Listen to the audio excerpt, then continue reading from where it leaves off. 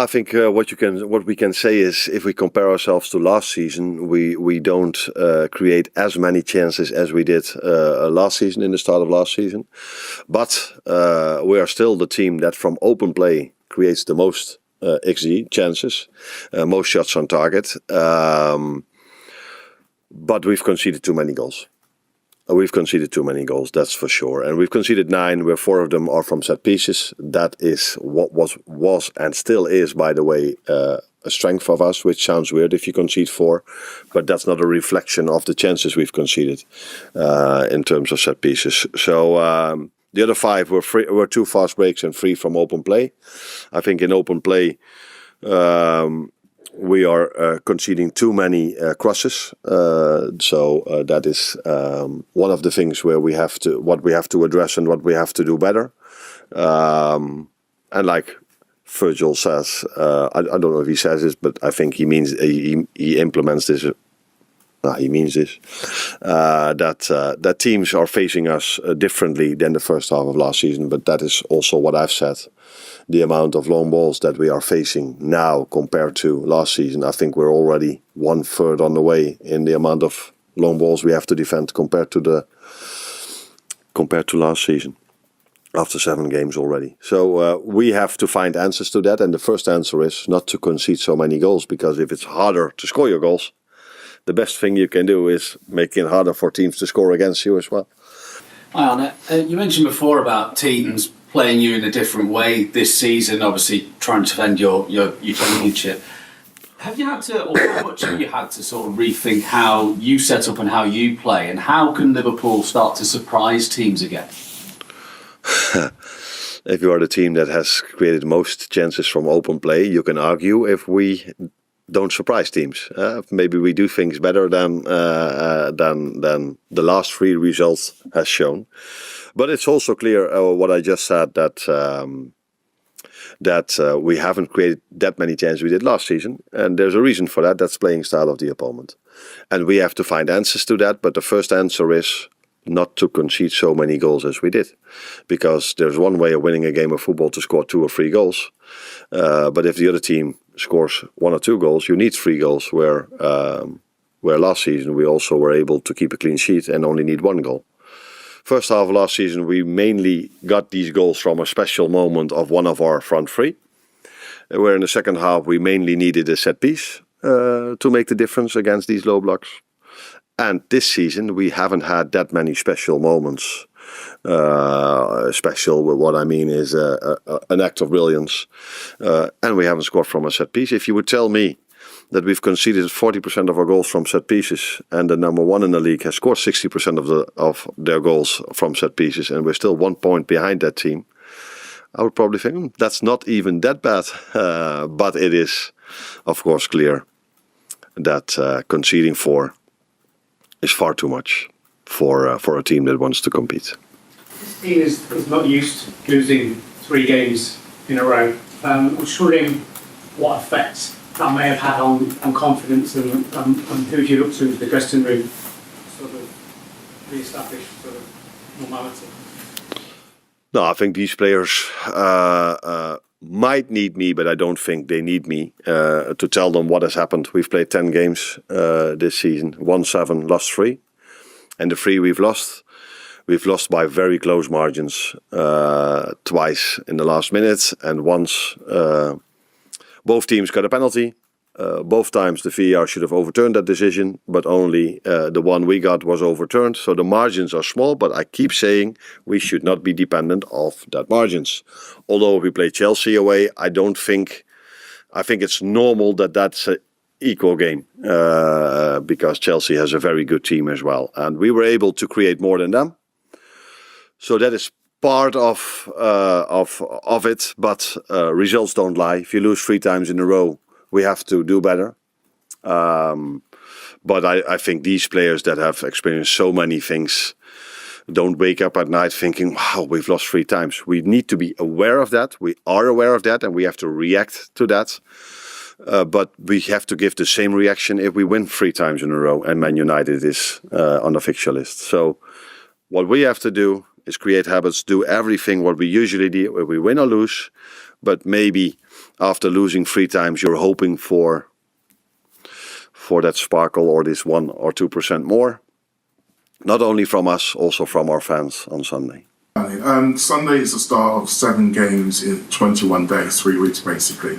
And you've spoken plenty of times about the benefit of consistency, cohesion between the sides. But also, you know that from such a period, you're not going to be able to play everyone every game. How hard is it to make that balance between trying to build that chemistry between the side, but also keep the freshness going? Yeah, that's an interesting one, because we were just talking about Maka, we're talking about Alex. Those are players we need to bring them back towards a lot of playing time, but you cannot go from no playing time at all to 3 times in a week. So that's why Conor Bradley the same in pre-season. So we had a few of them that led to changes, but everywhere around the world where teams have to face schedules like this, they have more than 11 players to take on this schedule. The thing is, if you rotate and you win, you do the smart thing. If you rotate and you lose, you have to play more with the same players. This is how football works. But it's clear that in general, it's, especially for certain positions, it's almost impossible to play them every single game. And if you do, it's the risk of a player getting injured. And this has happened just before the international break with a few players, and has happened during the international break with some players, not with ours. Except for Alisson, of course. But, so yeah, you have to find the balance in this. But I think the ones we have are now longer together. So, yes, Alex is not the same player as Hugo, but they are both a number 9. And they both know what to do in our system. So, it's only something I like, that I have more than 11 players that can play a game of football. And it's never the reason for us to drop points or to lose a game of football. And after the Chelsea game, there was a little bit of debate about Sal's position. Mark and Craig obviously come out and said that was an area that Chelsea wanted to exploit. When you're playing a number 10 like Vert in there, rather than Szoboszlai, how do you strike that balance in saying most position, out of possession, and tracking back? What does Florian Wirtz and Dominic Szoboszlai have to do with Cucurella attacking Monsanto? Did he?